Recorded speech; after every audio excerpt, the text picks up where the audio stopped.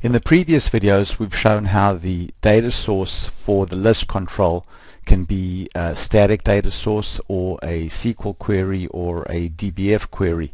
In this video we're going to show now how you can use the Xbasic or custom data source. So when you define a custom data source, all that you need to do is define the name of an Xbasic function that will get called, and this Xbasic function is expected to return a CRLF delimited list of data that you'd like to display in the list. So you can see here information about the function, and you can see that the function is expected to return data in the form of a CRLF delimited list of records, with the first row of the return data being the actual field names in the data. But the function can also return data in JSON format as well. So you can see here the data has been returned as an array of JSON objects. So in this case the JSON objects have a value for each column that you'd like to display in the list. So if we look here, we can see that we've defined that this data source has a function called getData.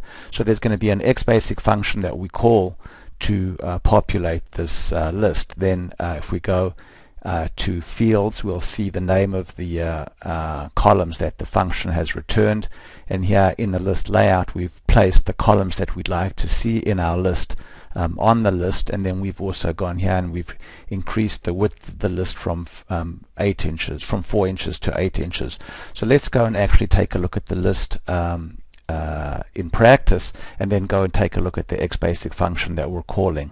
So when we look at the list here, we see that the list is displaying stock price data that has been retrieved from Yahoo. So we've made a call to the Yahoo Web Service, and we've retrieved stock price data for GM. So if we go now and we see here that the function that it was called is called getData. So if we go to our Xbasic functions here, we see that here's our function called getData. It takes as input the E object, and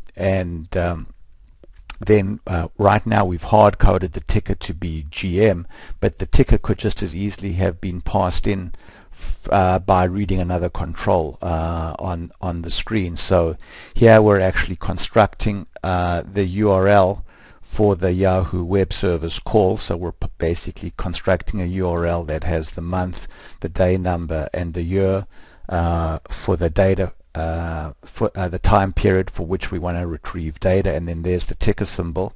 So we basically make the call to the Yahoo Web Service using the HTTP getPage2 Xbasic function that returns some data to us. The data happens to be CHR10 delimited, not CRLF delimited.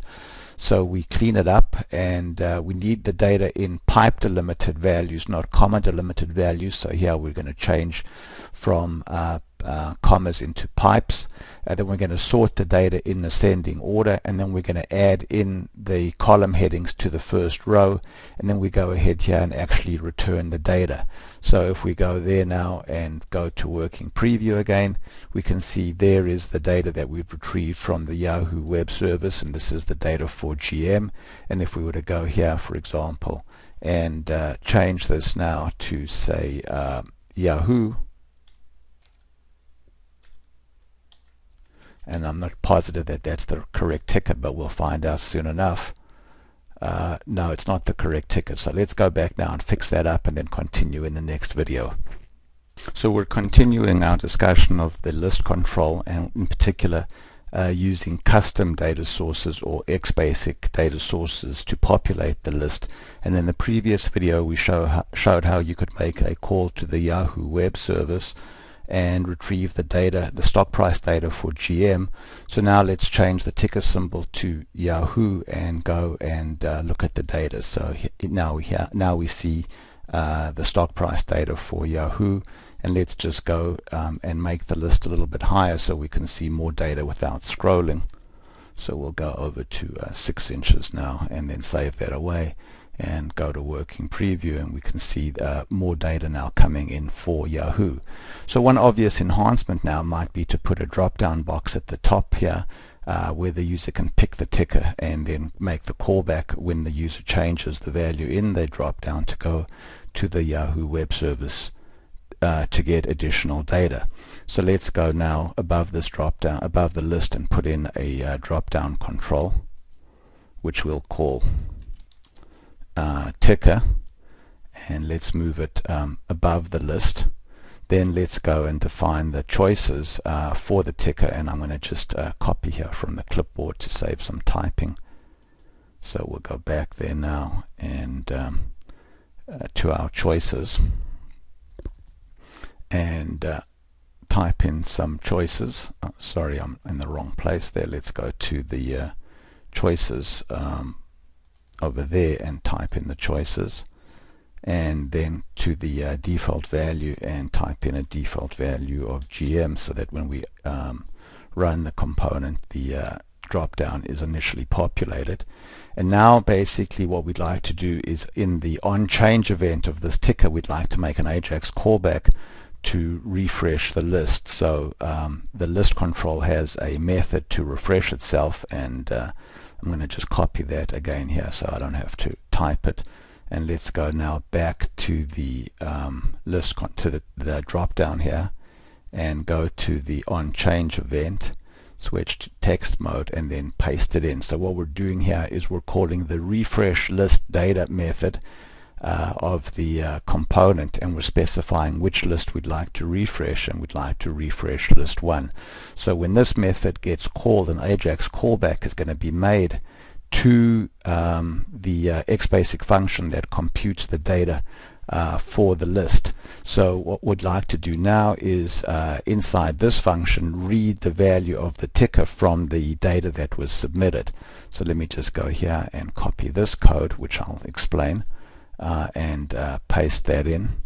So we're going to just delete that line over there now and paste this in. So we're saying that if the value of the drop-down box was submitted, which will be true on all AJAX callbacks but not the initial time that we display the dialog, then we're going to read the value of the ticker from the submitted data. Otherwise, we're going to go here and we'll go here. If it is valid, we're going to do this. Otherwise, we're going to say else ticker equals GM, and then let's just go up here and dim ticker as C. So the first time we display the component, e.data submitted ticker will not be valid, so we're going to just set the ticker symbol to GM. But then when we do the refresh, we're going to read the value of the ticker from the drop-down control. So let's go now to working preview, and there's the data for GM. Let's switch now to Google, and you can see that we make an AJAX callback to the Yahoo Web Service. We get the data and then we repopulate the list. Let's go take a look at Apple, and so there's Apple, and let's go take a look at Yahoo, and now back to GM. So you can see that displaying data in the list control by calling into web services is extremely easy and also very quick. Thank you very much for watching.